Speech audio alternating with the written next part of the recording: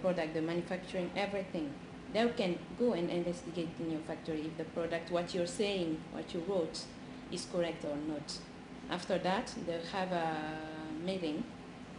They'll consult themselves to be sure that everything is okay. They will give you the certificate of origin. This is a green paper. They will give it to you. You should have it at Chambers of Commerce or with NACIMA, your National Chambers of Commerce. And after that, if they approve your product and your enterprise, they will send the application to us here in ECOWAS Commission. Each country should do that. And when they will send it to us, we just double check to be sure that everything is okay, and we notify to the 15 member states, or the 14 now since it's Nigeria or another else, to let them know, to inform them that this enterprise has been approved, and this is the approval reference. Please inform, circulate it within your territory, and inform your customs services that they can pass, they can export the product duty-free and in your territory.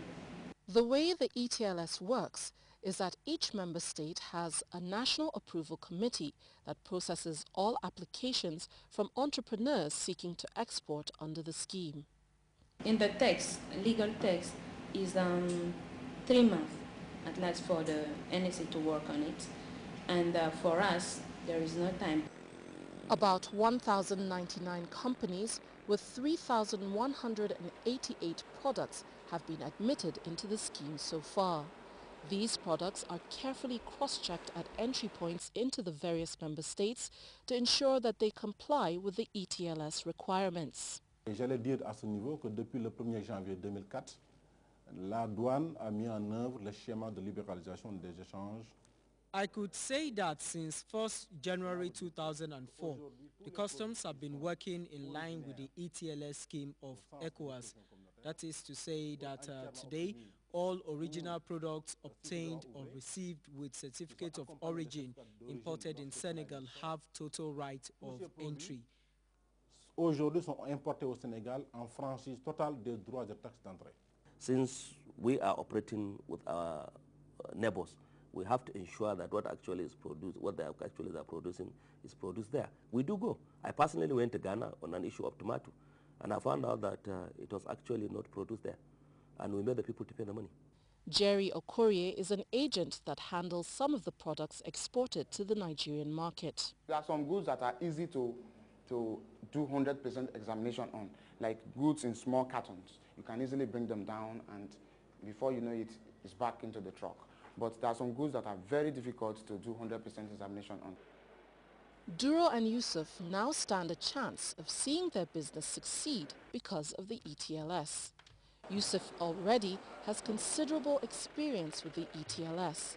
He has an extensive production line using local raw materials in Senegal to produce diverse brands for the food industry.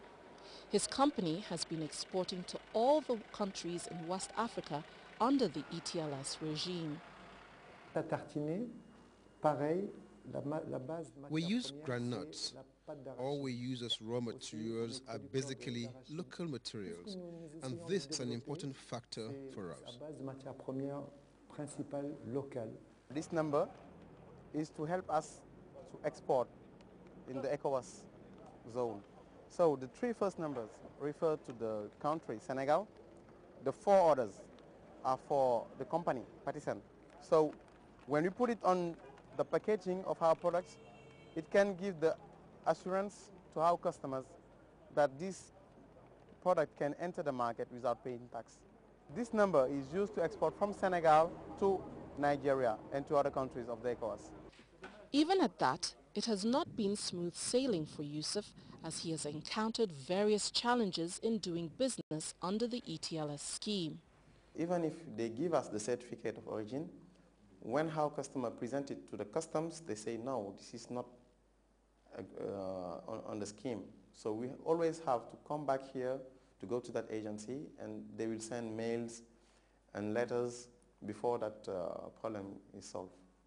Yusuf has, however, found support from the Senegalese government, where the ETLS scheme has been computerized. Prospective exporters under the scheme can do the required documentation online.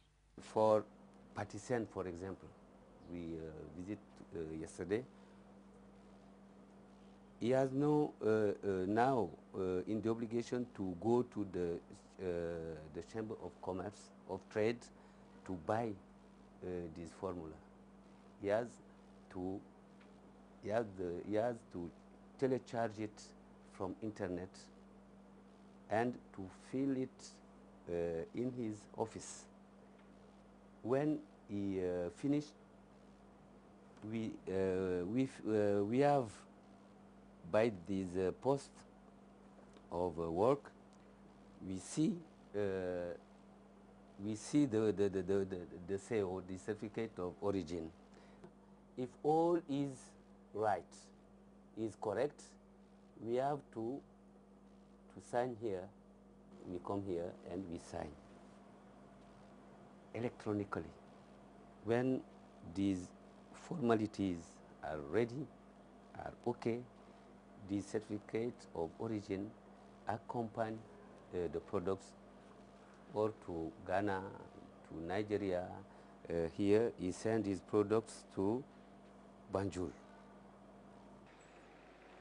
This has apparently reflected on the statistics of exports from Senegal to other ECOWAS member states.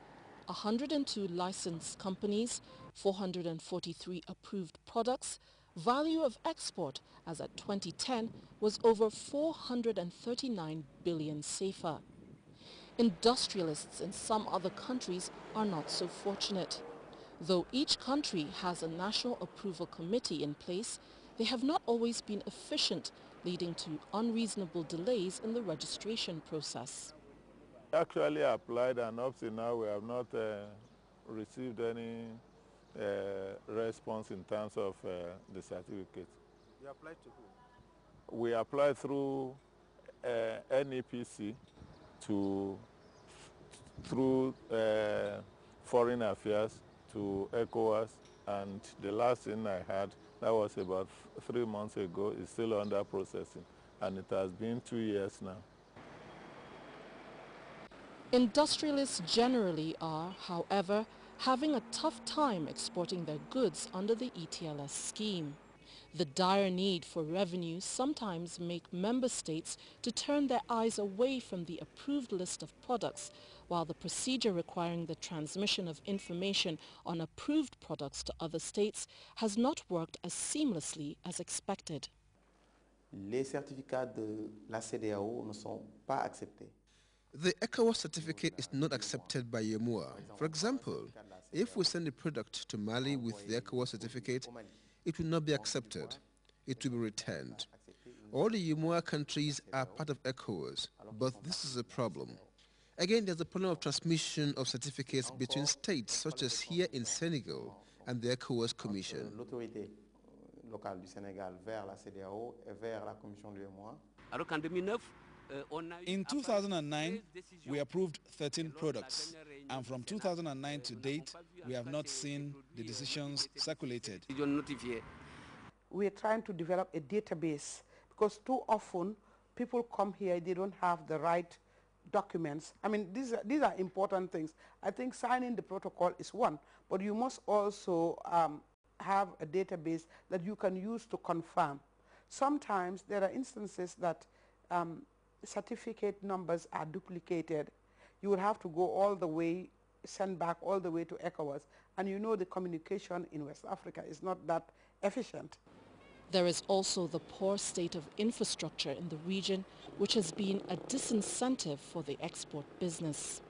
On a pas mal de difficultés. C'est dommage, le train qui est le moyen le plus... The routes to Gambia, Guinea are bad. When it is raining, it is practically difficult to fly. Mauritania liaison are very expensive. To transport goods to Guinea, Côte d'Ivoire are even more expensive compared to transporting to Europe. Arriver jusqu'en Guinée ou en Côte d'Ivoire ou ailleurs, c'est plus cher même que de remonter sur l'Europe. Movement of goods has been a big problem on the ECOWAS sub-region. You're going to take goods from here to Cape Verde. The goods are going to go from here to Hanover or to any of the continental countries before it comes down again. 3 months, just Cape Verde here. To Gambia, the same thing. You are going to Banjul with any goods. You are going to spend so many months